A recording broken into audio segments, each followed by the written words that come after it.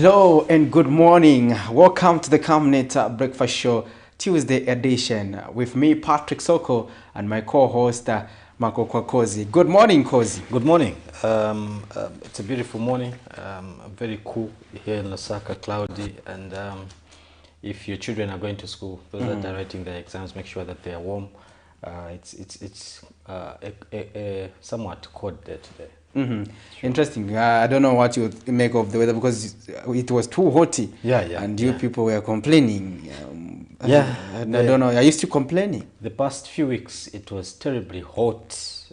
Temperatures were so high, and yesterday and today, temperatures are back to normal, should I say? And it's a little bit cooler than you would think of a day in October. So it's very important that we keep our children warm as they go to school, especially those that are writing their grade 7 exams. Interesting. Indeed. Let's make sure that we keep the children home, especially those who are going to school. And talking about that, Cozy, we have to also remind the people of what has been happening.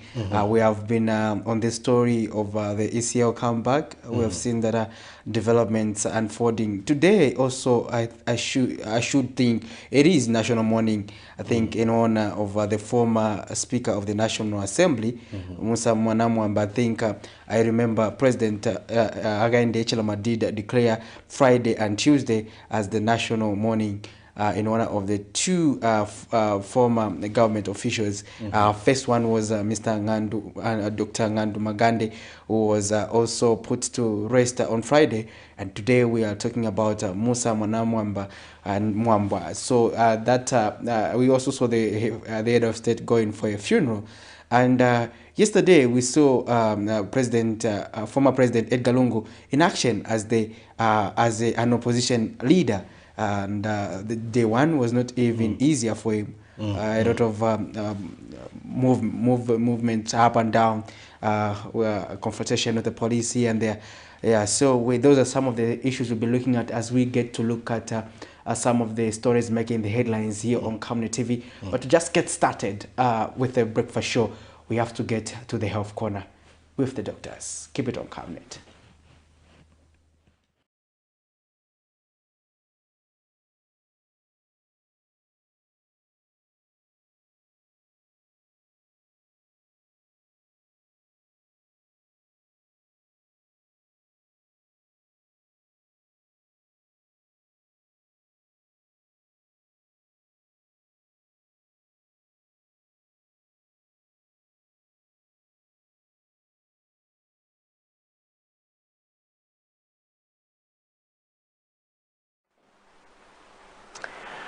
Hi and good morning. Welcome to the Health Corner here on the Breakfast Show.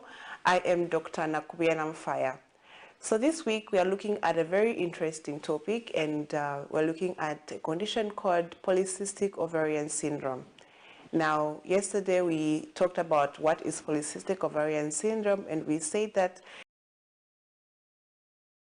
there's increased production of male hormones in the body of a female, and this may result in having amenorrhea or oligomenorrhea, which is where you have irregular menses, or you might have no menses at all. So usually women with PCOS would also have cysts, which is cysts that form in the ovaries. So today we want to understand what really causes ovarian or polycystic ovarian syndrome. So the cause is not really known, but the researchers say that it's caused mostly by insulin resistance. So people who have insulin resistance are the ones who would usually get this syndrome of polycystic ovarian syndrome. Now, what is insulin resistance? It's a condition where a person has more insulin that is being produced in the body that the body is not utilizing. And so this usually comes about because of taking too much foods that have sugar. And so because your intake of sugar is increasing, your body also starts to increase the amount of insulin that it produces. And so there is a point when the body starts resisting this insulin, and so you do not have your cells stop responding to the insulin that is being produced, and so you end up having sugar, and most cases you end up having type 2 diabetes.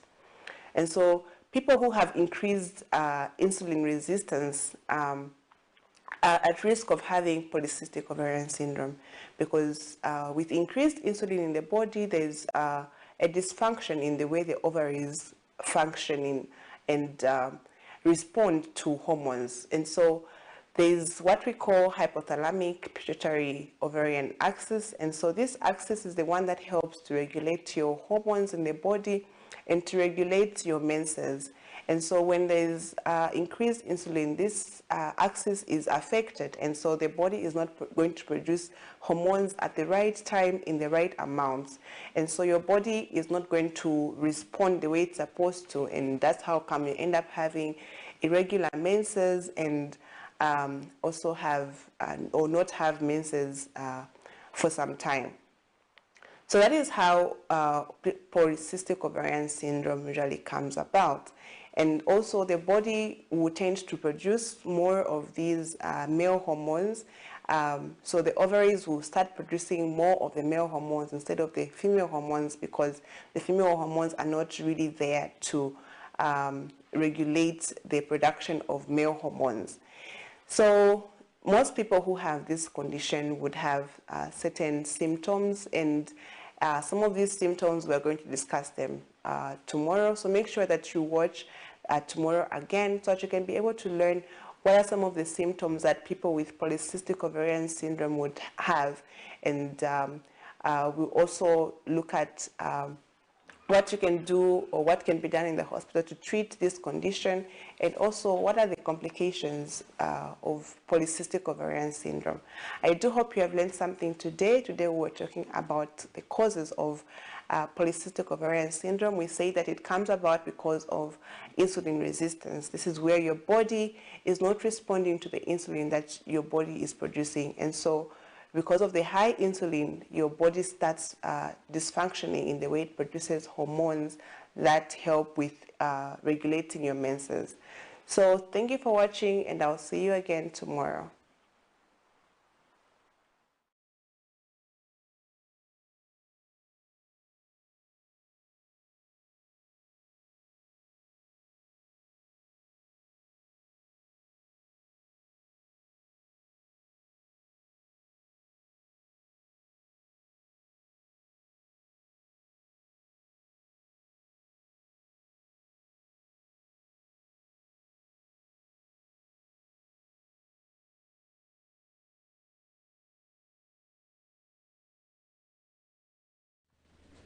Thank you very much, Doc, for the health talk for this particular morning. We do hope that you have learned one or two things from today's health talk.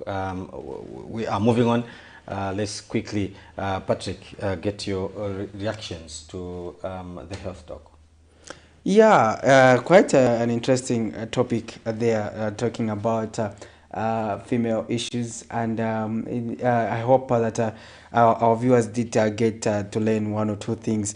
Here we provide those tips so that people can know, they have an idea of something. Not that we should not go to the health center. No, you have to go to the clinic to be checked. But the doctors, what they do is to give you an idea. Sometimes you may be feeling the symptoms. So when the doctors explain, I think this is what I'm also experiencing. Then you'll be able to take up take a step and go to seek medical attention. Also, why we also give the health corner is that you should be abreast with various diseases, how they come about and how they are diagnosed. You should have a basic understanding so that you are able to respond swiftly and promptly, and make sure that you seek medical attention. Always we discourage self-prescription, because I understand, cause yourself, you're among those culprits who seek self-prescription at I think nilichena ka malaria, but who told you that it's malaria? Cheka malaria. Those are the things you people say. I observe you. You say, I think nika malaria can even, but not every fever is malaria cause. But you know, but what this segment tells us is that you need to just make sure that you seek the attention of the doctors, so that they tell you, they diagnose you, and tell you that actually, sir, it's not malaria. It's actually you actually have yes. Yeah, and talking about anthrax, it's something that has come. That sure. we've heard that the government has also put in restrictions to manage this disease. It's quite deadly, and I was looking at some pictures of animals, how they are severely affected with anthrax. It's a very bad and delicate condition. So I think this will make sure that we adhere to advice that has been given. Don't just eat meat anyhow. You don't know how it has been killed. You don't know where it is coming from. And people are also being discouraged that from getting animal carcasses because the animal may be affected. Maybe it might have died as a result of anthrax. So you just getting these, especially those who are based in these areas where we have game, we have animals nearby. It is advisable that they should not even seek to eat animals that have died on their own. Chances are high the animal might have suffered from anthrax. Yeah, even in rural areas, in rural parts, you find that somebody just goes in their crow and slaughters an animal. And then people in the village begin, oh, pawa munzwa ndan pale ndio, papa yako ndio. They just slaughter it the traditional way. They just get it cut off the throat and cut into pieces and begin to sell it off to the fellow villagers and other community members, and mostly there are vans that come from nearest towns to come and buy for the butcheries. And I think that that also is very dangerous, because animals need to be certified fit for human consumption. So it's better you get beef from butcheries that get their meat from abattoirs. So it's for now, I think it's better to go to these big butcheries, not any other butchery in the compounds. Not Koza and Sons. No. Kozi and Sons butcheries, those I think for now we need to be very, very, very careful. You need to go to a butchery which you know that is. We know of butcheries that have their own abattoirs and their own doctors. And, you are right. So those I think are better butcheries to go for now, because they are they are usually inspected by even inspectors. Say how you conduct everything. The animals are they fit? Are they fit? So what is wrong with these animals? They really take care. They really take good care of their animals. So I think those are the butcheries that for now we should start contemplate. I know that in the morning you just wake up and tell your son, "End up at Japaka butchery, buy meat for 100 kwacha." Fast. I think that should stop, and I think that we need, if you really want to have beef and the butchery is in town, get on a bus, go and buy meat from that particular butchery, because these are the certified. This is one of the ways we can ensure that we are eating meat that is certified. Yes, and Minister of Livestock and Fisheries, Makozo Chikote, has also indicated that measures have been put in place, including the vaccination of animals. And we also saw they had a joint press conference last week with the Minister of Tourism, Ronald Sikumba, where they also Lord Nisikumba rather, where they indicated that they are also going to extend the vaccination to animals in the game reserves, so that they prevent them from contracting the disease. So with these measures taken, I'm sure soon the ban will be lifted once the situation is controlled. So for now, Kozi, let's have a look at how the Kwacha is performing this morning. Today it is interesting because the bearer of bad news will be coming on board, and that is in form of the ERB. Now today let's have a look at how the Kwacha is performing. We are seeing that $1 is buying at 21 Kwacha 81 ngwe and selling at 22 Kwacha 24 ngwe. One British pound is buying at 26 Kwacha 47 ngwe and selling at 27 Kwacha. and we have the euro buying at 23 kwacha 12 ngwe and selling at 23 kwacha 58 ngwe.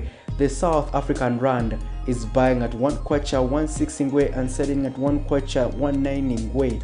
So those are your money market, and you are seeing that on the selling side there's a huge difference. I don't know the what is happening there, because we're seeing that it is on 22 kwacha 24 ngwe, but on the buying side it is on 21 kwacha 81 ngwe.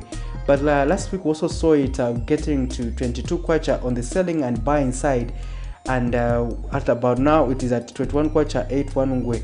Now this now brings us to the update of the Energy Regulation Board. Today at 16 hours to get tuned in to various media platforms to get to hear what the ERB pronouncement is. What is your prediction? Looking at how the kwacha has performed against the major convertibles, it doesn't give hope that we are going to see anything than an increase in the price of fuel. So if really the kwacha is one of the determinants, clearly we are going to see an increase in the prices of pump price of fuel, and this means that we will go slightly over 30. And that's I'm a person of 10 liters. Usually when I'm refueling, I like to refuel 10 liters. It gives you a bit of some room to maneuver and move around. So now 10 liters will cost somewhere around 300 or above kwacha. So we don't expect to see a drop. I doubt if we are going to see the same price maintained. So it's really looking like we are headed for another increase in the price of fuel. Yes, we understand that there has also been talk by the government to ensure that this monthly review is reviewed, because they are saying that it is not sustainable. Now they are adhering to cause by citizens that the monthly review is not sustainable, in that it affects the planning process for companies and individuals. Just like my colleague is a 10-liter man, and planning and adjusting, again he'll be adjusting. It becomes difficult. So we hope that soon, and very soon, the Energy Regulation Board and the Ministry of Energy will come up with a better way of reviewing the fuel pump price. Many citizens have been recommending at least a minimum of 3 months review, or per quarter. Let's say in every quarter you revise, as opposed to on a monthly basis, saying it undermines the planning process. So now moving on, we have to now get to zoom in some of the stories making the headlines, and we have quite a number of stories that are interesting today, and we are going to take you back. Today we have maybe before we get into zooming the stories, you did mention earlier on that yes, today we are honoring former Speaker of the National Assembly, Musa Mwanamwamba. Just maybe there are some people who were born in the 2000s and above. Just to a brief of who Musa and where he served in this particular country. He was born in 1940 on the 15th of May, and by the time he was born, Musa Katunda Mwanamwamba, and by the time Zambia was gaining its independence, he was 24 years old. So I think that these are the youths that were running around trying to ensure that their leaders did manage to get independence, and he was a member of the National Assembly as an MP for Liua constituency in the Western Province, where he served between 1991 and 1998. And in 1998, he became Speaker of the National Assembly of Zambia until 2011.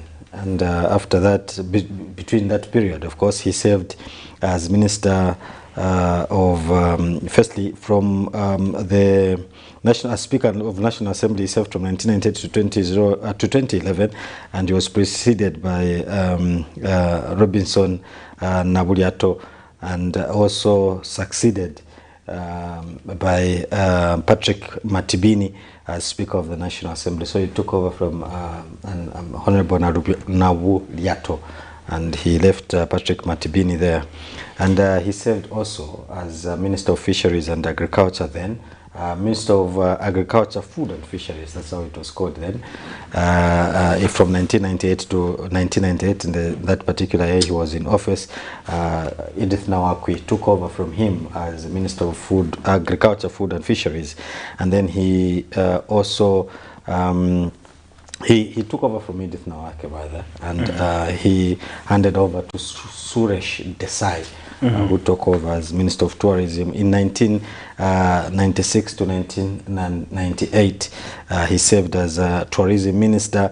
He took over from Gabriel Maka and handed over to Katele Kalumba as Minister of Tourism. Then he served as Minister of Information and Broadcasting Services then, that is how it was called. From 1996, the same year, he took over from David Mpamba, and then he also served as Minister of Legal Affairs in 1995 to 1996, and 1994 to 1995 he served as Minister of Sports, Youth and Child Development.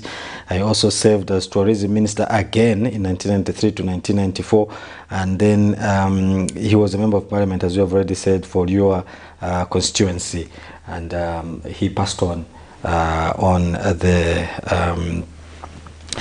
21st of October in 2023. So that is about former Speaker of the National Assembly, Musa Mwanamwambwa, just for the purposes of those that may not have been there and would love to understand why the country has honored him with a national mourning. You can see a very important man who served the country in those particular roles. You can tell that the profile is rich, and you see the experience that he possessed in terms of the ministry that he represented, sure, including our ministry, our very own Ministry of Information. Ministry of Broadcasting and Ministry of Broadcasting Services. Yes, so quite an interesting resume there. The biography there, very rich for Musa Mwanamwambwa. But Mr. Musa Mwambwa is known for being the Speaker of the National Assembly. Yeah, sure. Because he did that job very diligently. I would just order all those things during before I was even aspiring to be a journalist. But I would just hear how he would provide guidance or leadership in Parliament. He was a very great man, and inherited by another great man who I also enjoyed as the Speaker of the National Assembly, one Patrick Matibini.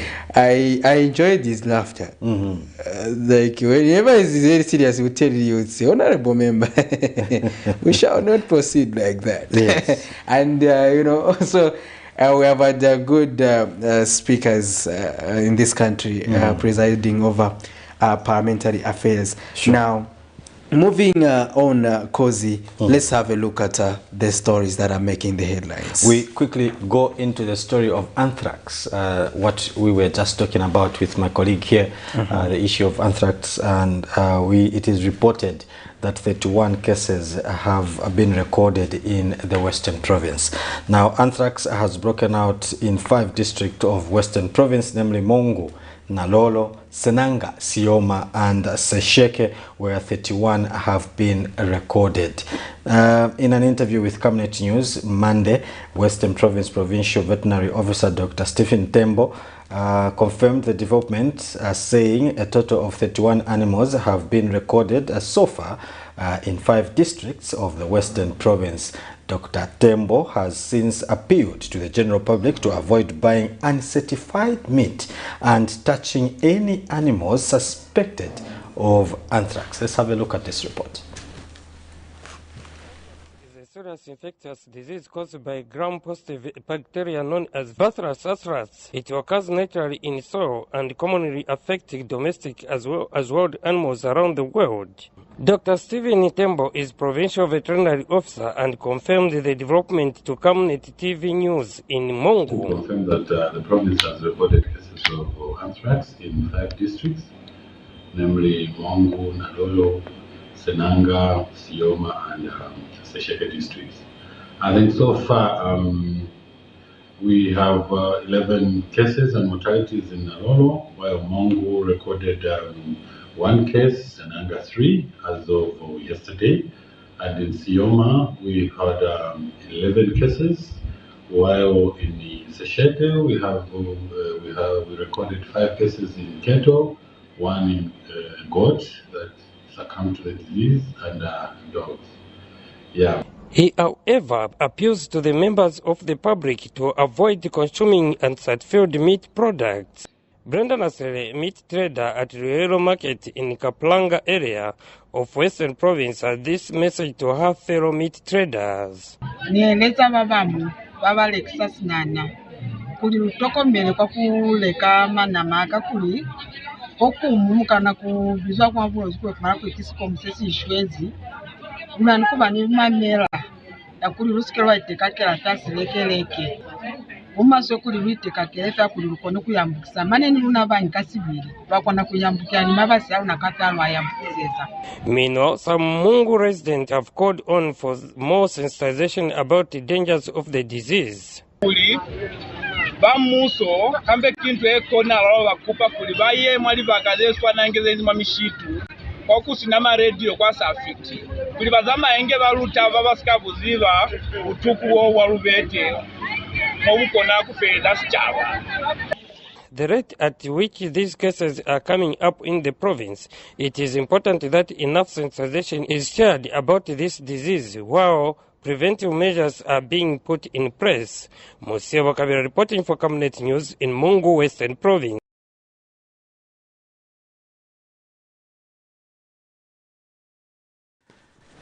So issues of anthrax, as we were discussing earlier,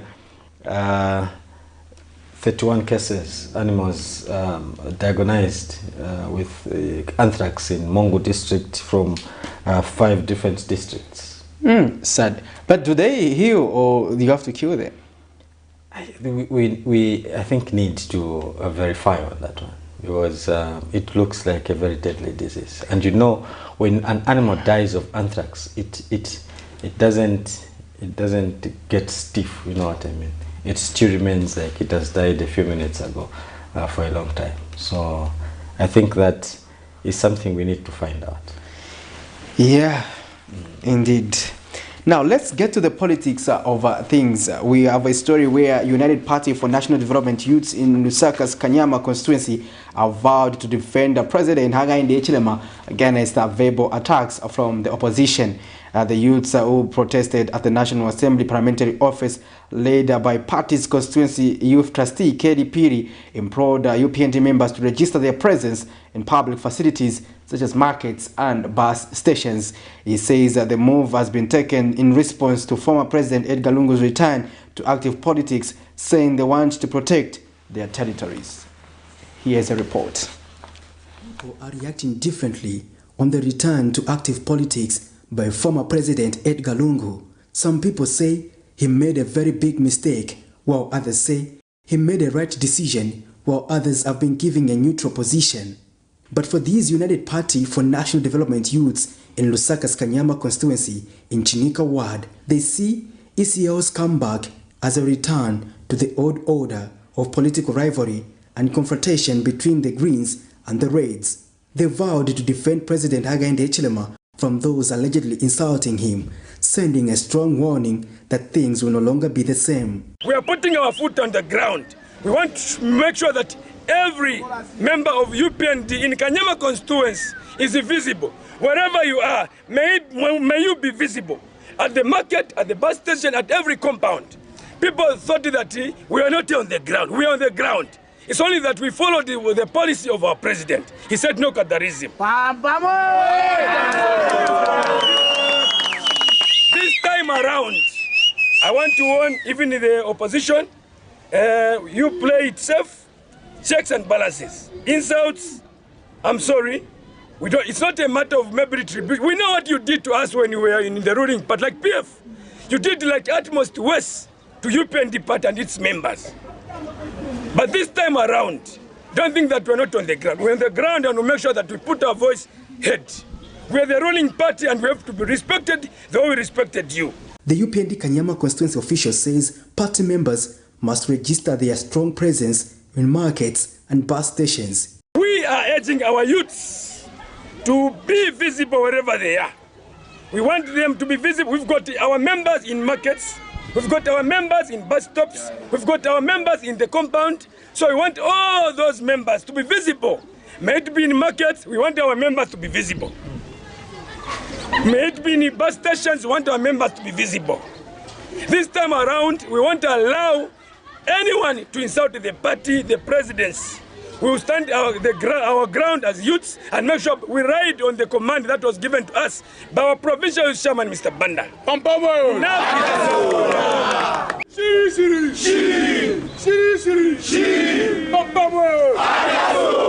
Patrick Soko, Camnet News. Putting their food on the ground. Where was the food all along? You wonder, but I think that it is important. What am I trying to say? I think that the idea of making sure that they make their presence felt on public places, in public places like markets and bus stations, is something that should be done. Politically in Zambia, those are very fertile grounds for political mobilization, membership mobilization and stuff like that. So if they continue to say they won't have presence in these particular places, the coming of the PF, that was one of their strengths. Yeah? In public places like that, they had strong presence. Intercity, you and me remember how it was. These markets, city market and other markets in the community, in the compounds, you remember how it was. So if they come back, obviously they will go back to that particular strategy, which is one of their strengths. And this presence in these particular public places came with what can I say, with muscle. For you to take charge of that particular, you needed to beat your way to that particular position. So I only hope that we will still, as he has said it, political violence, you have no place. I only hope that we continue with the peace even as we mobilize in these public places. And I am hoping that they are putting their foot on the ground, means on the ground as in on the ground mobilizing the party, as opposed to politics of physical. That should be an era belonging to the bygones. Exactly. Yeah. We hope that their presence will be felt by their mobilization tactics and not their muscles. And that's what I assume they meant in terms of going back to the markets, and not that just like the president has on record said, you can trade in the markets, but it is not your obligation to get revenue or levies.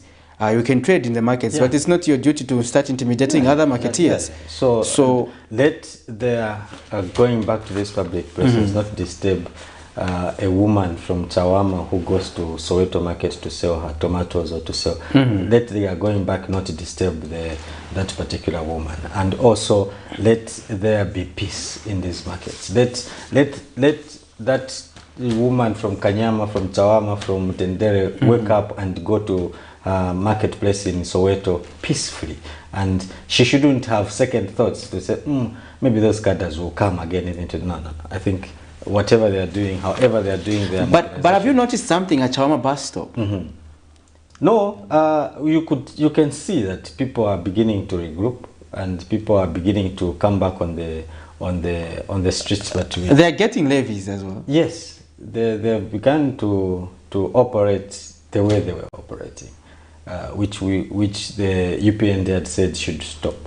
So it's slowly getting back to the. But we are going to speak against very seriously is the issue of political violence. Whatever it is, let us ensure that we stay away from violence and let us do the right thing.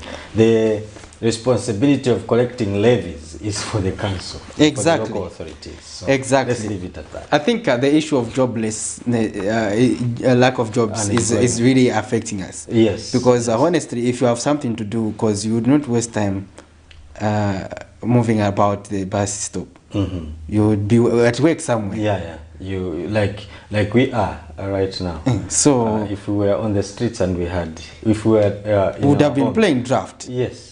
Yeah. And may probably also doing the same arrangements. Yes, but if we had enough muscle, because it would also be taken for kawawas, where you can say, get on a vehicle, get on a bus, 10. You don't even know which political party has gotten you. Whether you don't know what is the symbol of a political party? We had issues during the nominations. What symbol is your political party? Nipanj. And then wait, simple Nichan, you see, because you have just been encouraged, you don't even know where you're going. It reminds me of the MMD saga. You remember when Captain Major Kachingwe was haunted out of the office by some youths in Northpark some years back. Yes, I think that was also when I was also beginning my career on a serious note. So the youths that actually came to hound out Major Kachingwe did not even know who Major Kachingwe was. Yes. They couldn't recognize Knew you. So if they don't even take carry a journalist. The instructions they were given from wherever they came from was that when you enter the secretariat, mukakoneka door number 1, number 2. Unfortunately, they found Major Kachingwe addressing the press at that particular time when they arrived. So they went straight to that particular office and did not find him. Now they get stuck because they can't point it. They don't know who he is. So they start looking around. No. So they grabbed him. So in the mix of everything, we started to interrogate one of them. Say, "Mwachokera kutachura kumtendere." Nanga mwabwera bwanji kuno. Tabwera watinya mura njabwera basi. So mufuna wandani kuna ta. Aliko mdana so inanga. Aishtatana chinuao yo. That's the reason. That's the reason. Yeah, tinuao yo. And then one of the guys came and grabbed him off from us. He was sakambanaba. They didn't even know who Kachingwe was. They didn't even know why they were holding him out of the office. So Kadarism sometimes is and I don't think those people got anything more than a 20. Don't watch. You see, for that bad job they did. I think that unemployment also leads to such issues. Yeah. So if we address unemployment, it will be a sustainable way of addressing political violence and these other things. Sure. But I think it is also a good business for a politician. Let's keep you in. Maybe we keep them unemployed. We use them better that way. Yes. So it's a strategy that works well. But you see, one thing is that you will never, ever find their children getting involved. No ways. Their children are in South Africa, they are in UK, they are where in school. And they get yours and my child to go and throw stones and fight each other. Let's go to the ECL story. I also read out this one. Heavily armed police officers Monday morning blocked former President Edgar Lungu from accessing the Patriotic Front party secretariat. Now, after minutes of engagement, police officers on the scene guided the former president to engage the Inspector General of Police. Where is that?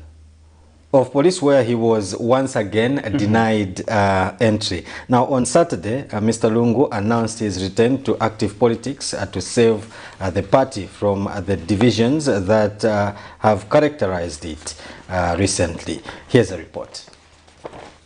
These are scenes from the Patriotic Front Secretariat this morning. Episode by episode, the drama continues to unfold and getting more interesting. This time, the former Commander-in-Chief of all armed forces, Edgar Lungu, was blocked from accessing the Patriotic Front Party Secretariat by his one-time heavily armed officers. Currently, what is happening is unfortunate because it was yesterday when we almost lost 2 lives, and we are wondering if at all our gentleman will survive properly, because you see, when a bullet enters through a knee, it is something that is very bad. You cannot heal properly. You know, these are situations where it can lead to amputation. Our appeal is that I think the government should avoid this. It's very unnecessary, and these are small things that grow into bad things. To the mother church bodies, we are pleading with you. What is happening should be a concern to you people who are always preaching good news to us. Pray for mothers and speak to people who are trying to bring anarchy in this country. After a failed attempt to access the party secretariat, Mr. Lungu and his entourage drove to the police headquarters to engage the Inspector General of Police, Grafa Musamba, over the presence of police at their dear secretariat. Here, only a few individuals, exclusive of the former head of state, were allowed inside, among them Party Vice President Given Luinda, who unfortunately brought with him the news that the IG could not attend to them at the time, as he was in another engagement. They sent somebody and said, yes, IG is going to see you, but he's in a meeting. He will see you after 14:30. Can you go? Then we called you, and I said, I have the time, I have the patience, but we can sit here until after the end of that meeting. Now it is surprising that if I can go through, all of us can go through without an appointment. Why you require an appointment is totally unacceptable and unbelievable. But here we're told by one union that we should go back to the secretariat and we will be called to come back in the afternoon when the IT is ready. Then he changed his story, said you're in the wrong place, you should go to Kanza at the division headquarters. He's the one who has the answer. So clearly they're playing games. So I don't know where to go to. The police can't help me. At least we have to understand why the policemen at our party offices. But I'm not organizing cutters with one and hound my wife out of the house. We have already packed. We have left. We didn't even spend the night there. If they think they can blackmail me by giving me crumbs and all these things, I will seek my rights in politics and I will participate to the extent that I can organize the party. Mr. Rubinda also quickly reacted to President Edgar Lungu's revelation that United Party for National Development UPND had sent some people to protest against his continued stay at the IBEX government-rented house. For them to go to President Edgar Lungu's former house to go and protest that he must leave the house. Now, this is totally unbelievable that in a country which has a respect of rules, a respect of laws and procedure, can use cadres as a way of frustrating and intimidating and embarrassing a former head of state. While Mao Sampa enjoys the legal backing for now, the other camp seem unwilling to give up so easily and ready to do all it takes to take back full control of the party.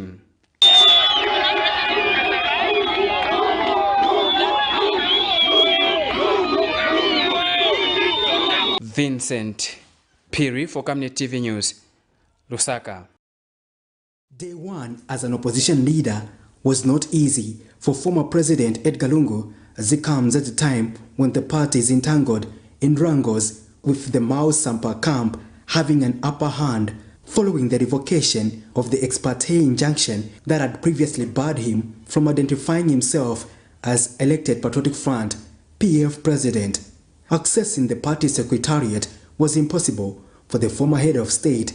So was the case at the police headquarters. Meanwhile, the Patriotic Front held an emergency central committee meeting under tight security as police got wind of the meeting, which they deemed illegal as the conveners did not sought the permission in line with the Public Order Act.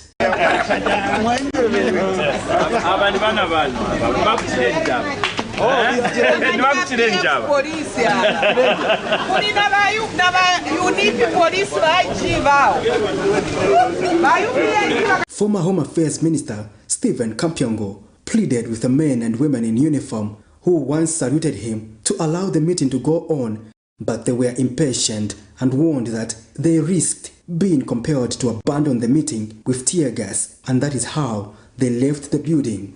And PF National Secretary General Raphael Nakachinda told the press that the Central Committee of the party unanimously approved former President Edgar Lungu as the party president. He adds that the Central Committee also reaffirmed the expulsion of Mao Sampa from the party.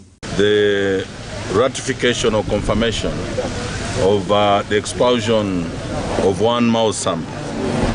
The second being the fact that in 2021 we had the decision expressed by the former president wanting to resign from his position as party president, which was rejected by Central Committee at that particular time.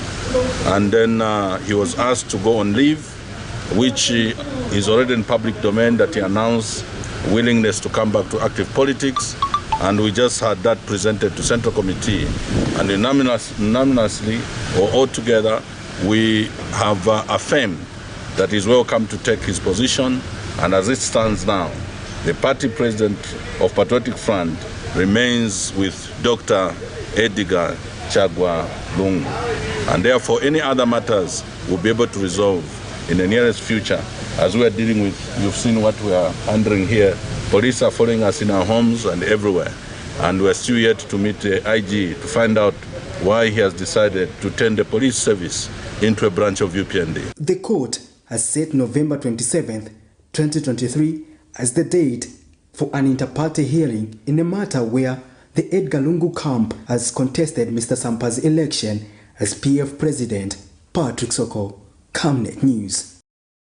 Running battles have continued rocking the former ruling party, the now opposition Patriotic Front, with the return of former President Edgar Lungu to active politics. The other camp, led by Mao Sampa, firmly believe he is the only legitimate president. As the intra-party wrangles deepen, some opposition Patriotic Front members were Sunday, 29th October 2023, allegedly tear-gassed by police officers after being blocked from accessing the party secretariat.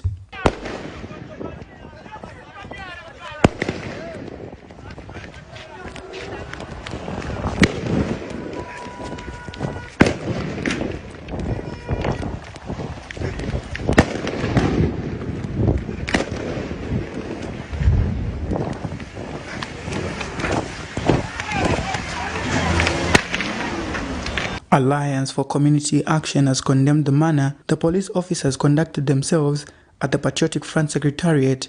Alliance Executive Director Laura Miti says police officers need to be professional in handling this matter and stick to their duty of promoting law and order. We saw some cattle that were extremely unruly. Now, it doesn't matter how angry they are, being unruly is being unruly. So I would say that the police should be professional. It is their job, yes, to protect property, to protect people, but it is not theirs to interfere in internal politics of any institution whatsoever. Ms. Miti also explains that the former ruling party is testing its own medicine for failing to resolve the challenges the party is facing. Not coming a step backwards to how we get there. It would seem that the PF as an entity needs to sort out a real dog's dinner, real problems. Now we are sitting and we are being told that President Lungu has come back into active politics. As who? Is he the president? And if he's a president, did he resign? So there's a lot going on there. Now the problem with PF as we know it is that they tend to be very violent. Meanwhile, the ruling United Party for National Development National Trustee Grace Chivuwe explains that the former president's return to active politics brings the much-needed competition to the political scene and appreciated him for speaking out. We wish him the best and we are very happy to have a competitor like Edgar Chagwa Lungu. So we see where we are going. We welcome you. We are very happy as a party UPND to tell you we are very much happy. Nelson Zulu for Camnet News, Lusaka. So there you have it. Those are the stories that are coming from the former ruling party, the PF. A lot of events unfolding because we saw them claiming that they had an extraordinary meeting for the Central Committee where they affirmed that they ratified former President Edgar Lungu as the party president.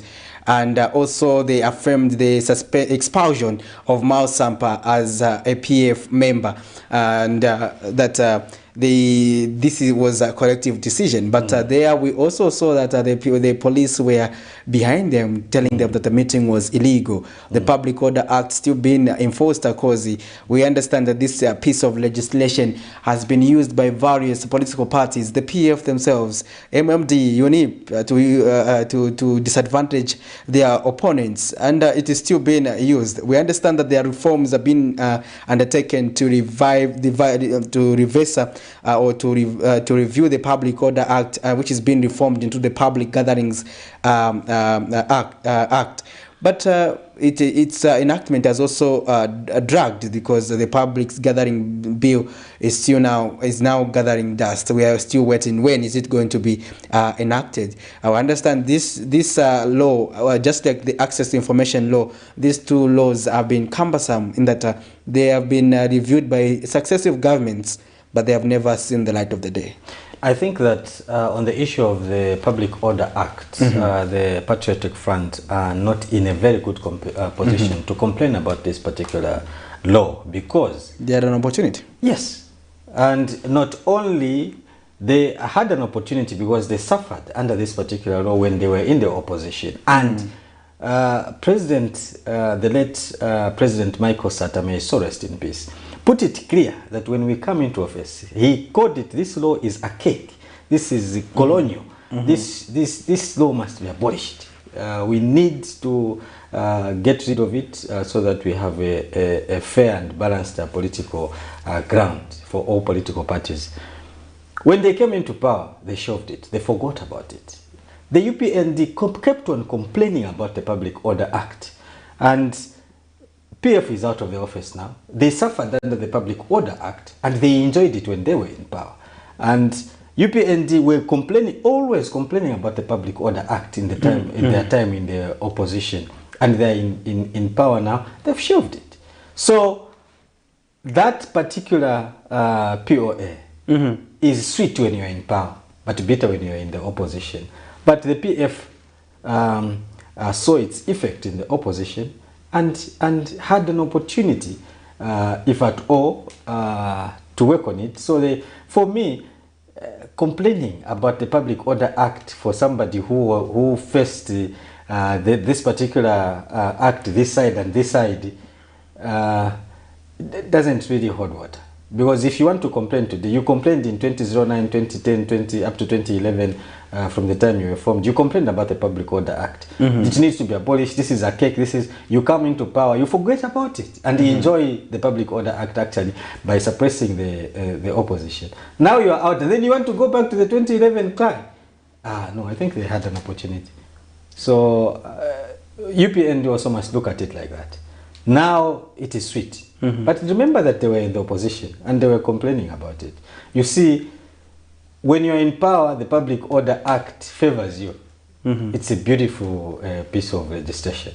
But when you are in the opposition, it's against you. So I think it needs politicians to what the PF don't have is time, because they missed an opportunity. But what the UPND has on their side is time. Yes. They can make a difference. Yes, and they have watched political parties. They've watched MMD in power.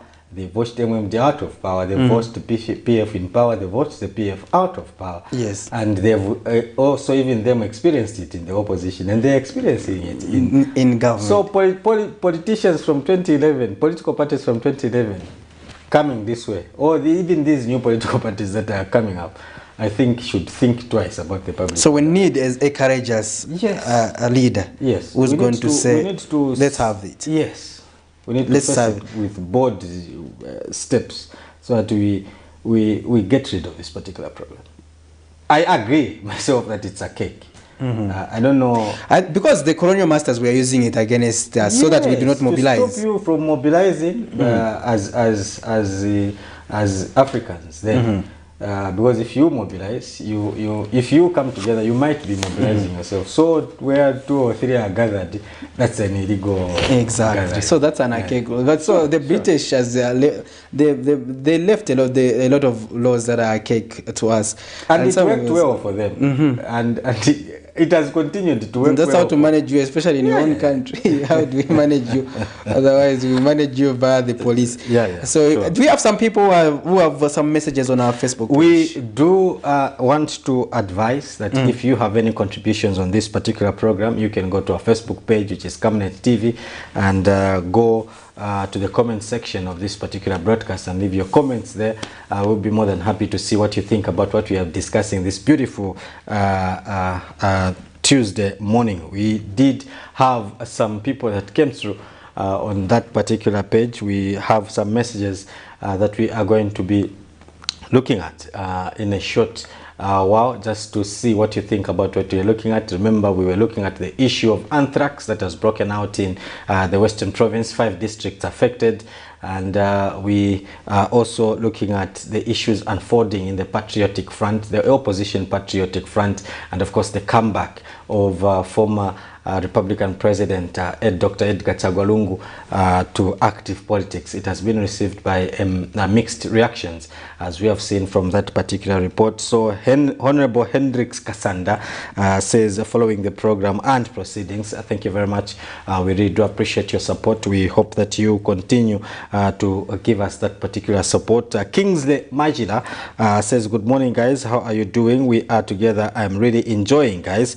What was the problem yesterday? I didn't watch you guys. God bless you all the time, and God bless you all the time and your families from Mazabuka, the sweetest town. Work well, guys. Have a nice day. Thank you very much, Kingsley, for that encouraging text. We hope that you continue watching us. He says he didn't watch us yesterday. He missed, and we're glad that he's back. Donald Bonaventure Sinkonde says, one Zambia, one nation. Zambia is a Christian nation. Let us unite and love one another. Let's support the government of the day. Thank you very much, Mr. Sinkonde.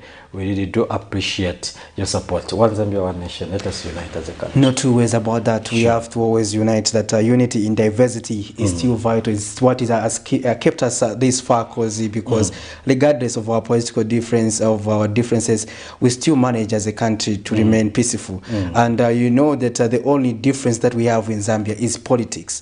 Otherwise, people tend to bring issues that are non-functional in our society, such as issues pertaining to tribe, ethnicity.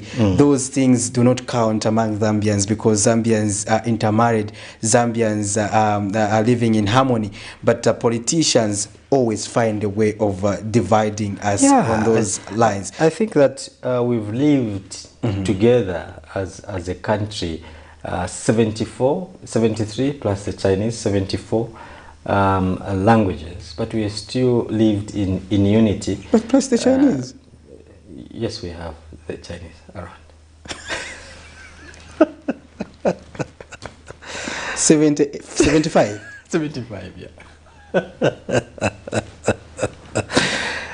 So we still managed to live in peace. I think, as you have put it, it's the politicians that want to talk about tribalism, to talk about regionalism, politics of this one no, this one yes, this one speaks my language, this one doesn't. Otherwise, as Zambians, really on the ground, we don't care. That is why you find that a Lozi man goes to marry a Tonga woman. The product of that couple marries somebody from the Eastern Province. The product of that particular couple marries from the Northwestern Province. It's one Zambia, really, one nation, as you have put it. Look, my father is from the Western Province. My mother is from the Southern Province. I married from the Eastern Province. My child will choose where they will marry from. They might marry from Northwestern, Northern, or Southern. It's one Zambia, one nation. Yeah, so really we have to always practice peace, unity, that is important for us to continue to live in harmony as a people. And this is where we have to call it a day on the Camnet Breakfast Show. This has been Patrick Soko and Makokwa Kozi. Until tomorrow when we come back with another interesting episode of the Camnet Breakfast Show, remember to always keep it on Camnet TV, because Camnet TV is not just another channel.